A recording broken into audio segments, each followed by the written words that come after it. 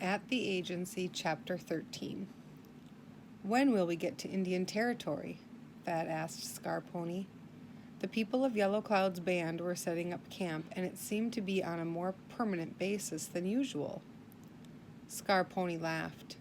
We are in Indian Territory since 3 suns. But where is Fort Sill? Where is the Agency? Thad wanted to know. My father and Yellow Cloud have gone to the Agency to get flour and sugar and beef, Scarponi said. It is not far, maybe 2 hours. They will be back before the sun is gone. Thad's hopes fell. He had hoped they would camp near the Agency. If there were white people there, they would know that no Indian had hair as white as his or face splashed with freckles. Little Rabbit's walnut stain had worn off. He made up his mind that somehow he would show himself at the Agency, but he would have to wait until he gained strength. On good days, the people of Yellow Cloud's village got together with those of other Comanche bands on the reservation. They had a hilarious time talking over happenings since they had last met. They gambled, danced, played games, and staged contests of strength and endurance. They did a lot of horse racing, too. Thad recognized some braves from the band of Warhawk and learned that their camp was no more than 2 miles away. He resolved that he would see Miss Sally at the first opportunity. She always inspired him with hope and courage, and he felt in great need of both. He watched all the horses of the braves that came to their village to see if he could spot one with the Conway Double Bar O brand. If there were any horses with that brand, he would know that the home corrals had been raided. There were few good days that winter. Snow flew almost every day for weeks, and Thad could not venture out into his own on his own. He coughed most of every night. His appetite was poor, and he had only enough strength to do a few small chores. Little Rabbit was not treating him like a girl anymore, but like a son. Signs of spring began to appear in March. Redbirds bustled about in the melting snow. Bluebirds began their calling, sweet and sad. Early wildflowers began to push up through the springing grass. One day 2 white men rode into the village and talked to Yellow Cloud. When he saw them, Thad started to walk out to where they might see him. Go to Blue Flower's lodge, Little Rabbit ordered sharply, and he knew he must obey. They stayed but a few moments. That night, Thad heard Yellow Cloud talking to the village elders beside the fire. Those white men, he was saying, they come to ask if we are satisfied with what the Agency does for us. One of the old men answered in grumbling tones. They give us beef and beans, flour and bacon, but we want our own hunting grounds back that these Long Knives took from us.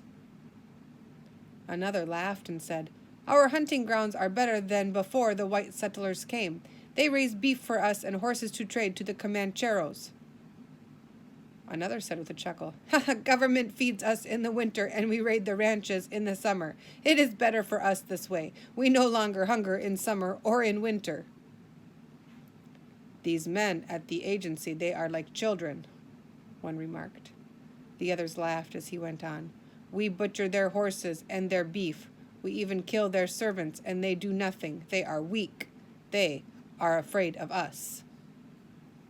Thad thought that if what they were saying was true, there would be little point in going to them for help. Then he remembered how boastful the Indians were, and stayed by his decision to show himself at the Agency. The trouble was that he had not the slightest idea where the Agency was, and he was still feeling as weak as a kitten. The next morning he spoke to Scarponi, who had made at least one trip to the Agency with his father. Can you tell me how to get to the Agency? He asked the Indian boy. You want to go to the Agency? Yes, I must find my people. Thad thought he might as well tell the truth. Scarponi nodded understandingly and looked around him to see if anyone else was near. Then he stooped and drew a sort of map on the ground with a stick, explaining each landmark on the way. When Thad had memorized the map carefully, he erased it by dragging a twig with dry leaves across it. When Thad awoke the next morning, he crawled to the edge of the teepee and discovered that it was snowing again. Big flakes fell thick upon a landscape that was already white. He started out to follow Scarponi's directions, but he had gone only a little way when he knew that he would become hopelessly lost in the snow. So he crept back to his buffalo robe to wait for a better day. 2 days later, he was able to trudge away from the camp. He headed in the direction of Warhawk's village, hoping he might run across Miss Sally and talk to her. He wanted her cheerful comfort and hoped she might have an idea as to how he could present himself at the agency. He had tried to find Miss Sally before, but had not been able. This morning he saw her a short way off, coming toward him, trying to keep from being seen by those at Warhawk's camp. "Well, howdy, Thad," she greeted him in her cheerful way. "Howdy, Miss Sally," he said. "Son, I've been trying to see you ever since I heard that Yellow Cloud that had come this way. Now I've got something to tell you. I started out this morning with my mind made up that I'd see you or get my hair lifted in the trying." She looked Thad over and her expression changed. "La, son, what have they been doing to you? You're as poor as a snake. I never in my life saw such a rack of bones supposed to be alive." "I've been sick," Thad told her. "But what was it you wanted to tell me?" "Oh, yes. Well, I've got some news that I reckon might interest you. There were some old soldiers from the fort who came along one morning when I was getting water. They were surprised to see a poor old white woman among a passel of Comanches. Those soldiers asked me a lot of questions, and then their officer asked me more when he came up to us. He asked me how I came to be with the Comanches, and when I told him how I just naturally joined up with them, he laughed fit to kill. I told him about my grandsons and about you, Thad." The boy was choking with excitement at this. "Well, what did they say then?" he asked her. "They didn't have much to say about us, son, but I reckon they'll pass the word along. The main thing I want to tell you about is that what the Tonkawas told me. There were 2 Tonkawa scouts with the soldiers, and they said that in one of their villages there was a white girl. She had been with them for over a year. Some of their hunters found her wandering on the prairie, half dead and out of her mind too, I reckon. She was riding a black pony." "Oh, Little Bit and Melissa!"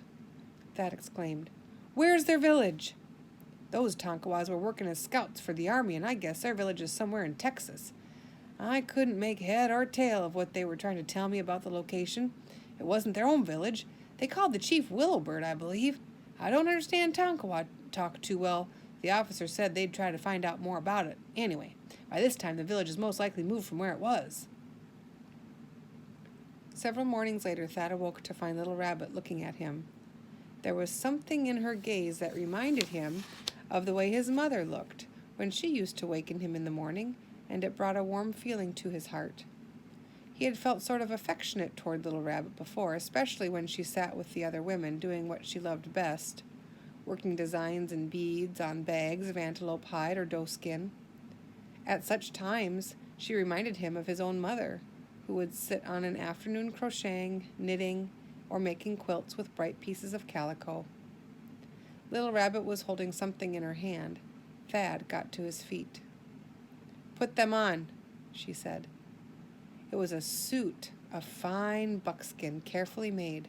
It was fringed at the yoke and sleeve seams and heavily embroidered across the breast at the wrists and along the seams of the leggings. Thad was amazed. It was one of the most beautiful suits he had ever seen. "For me?" he asked in surprise. "Put them on," she repeated. Thad dressed himself. The suit fitted him quite well, though it was a little loose because he was so thin. Little Rabbit gave him a pair of moccasins, and for the first time in months he was not ashamed of his appearance. These were the dress clothes of a young brave. White men's feet are generally larger than an Indian's, and the white men of Texas grow tall, so he judged that these garments had belonged to someone older than himself. They were fancy feathers for a slave in an Indian camp, and he glowed with pride as he looked at Little Rabbit and tried to thank her.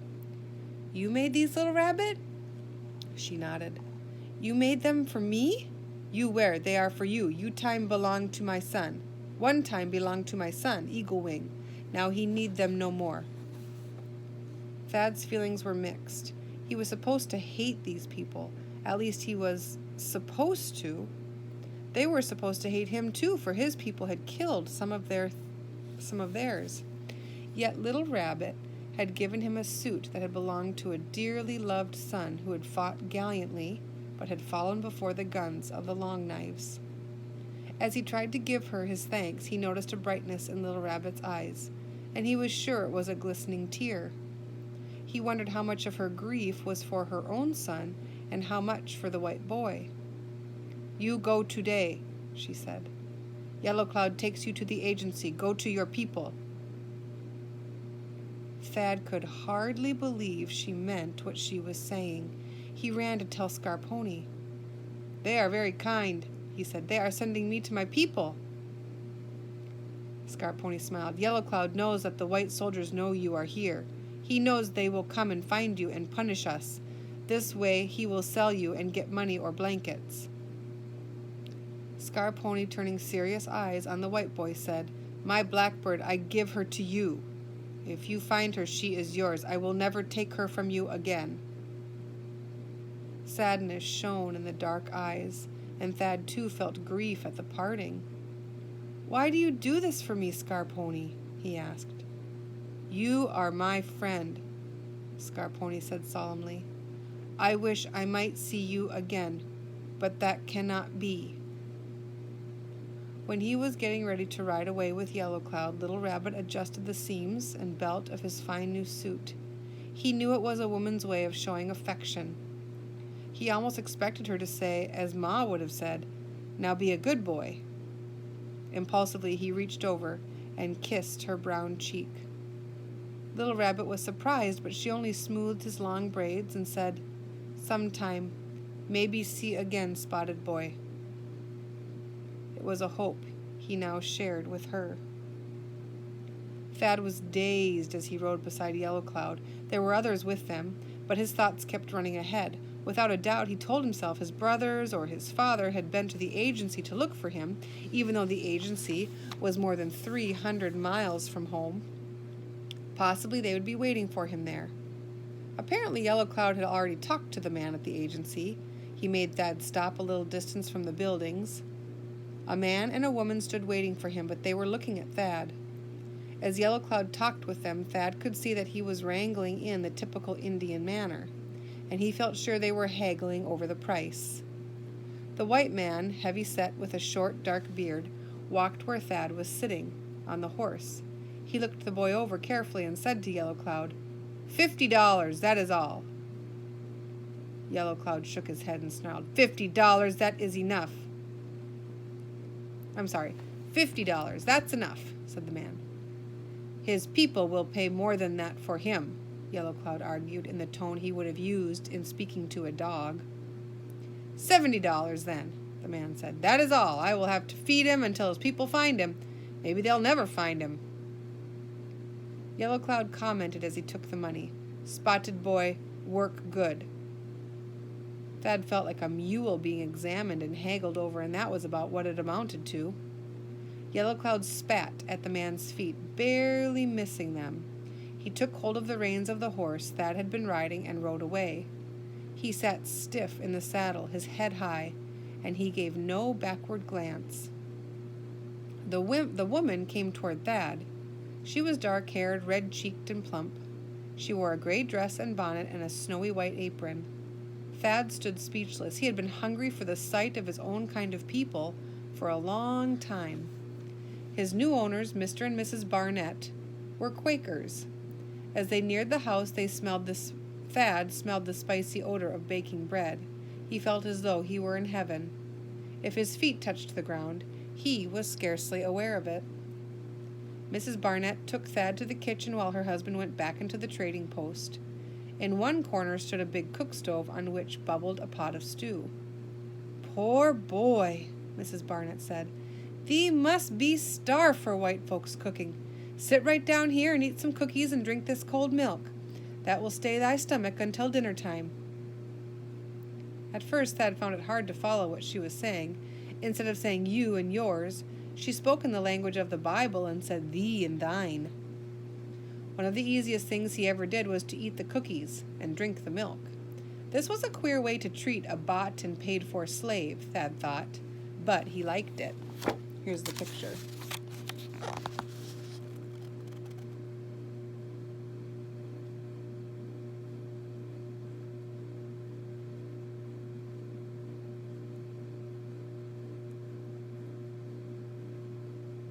That's Thad getting traded at the agency.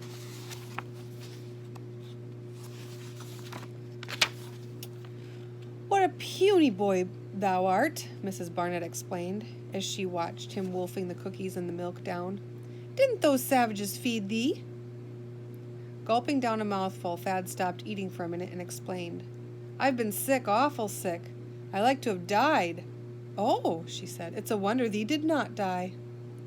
But when he told her how Little Rabbit had heaped robes on him to make him sweat, and then had doused him with water, and how she had sat beside him most of one night, and had made hot broth for him, she looked thoughtful.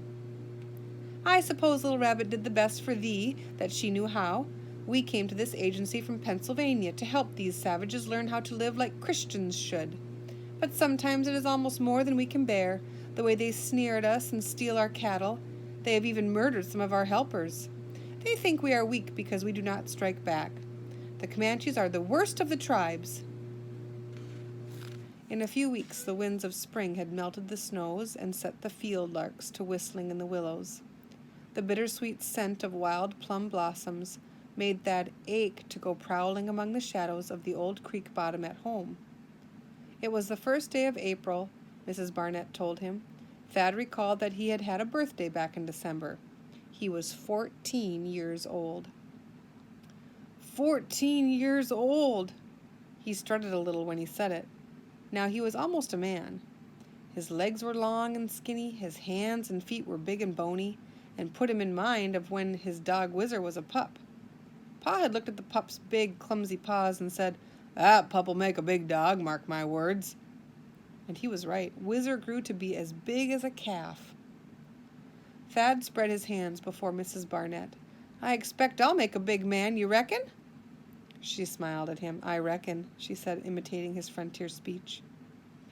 Thad worked hard, for he felt that he must pay back the $70 Mr. Barnett had paid for him. Though he was happier than at any other time since he had been captured by 2 lances, he longed to hear from his people. At times he recalled the voice he had heard among the rocks, assuring him of God's care, and he felt more cheerful. No doubt God cared for Melissa too, he thought. When he spoke of it to Mrs. Barnett, she said, Thou art fortunate thy father made thee learn the Scripture, so that the Lord hath called the words to the mind. The Quakers and other Christian missionaries were trying to civilize and Christianize the Indian tribes by being friendly toward them. Some of the tribes were responding and seemed glad to bury the hatchet. They sent their children to the mission schools so they might learn messages from the books with leaves that talked. The Comanches, however, did not understand such a generous spirit. Not yet, anyway. Dun dun dun. That was chapter 13.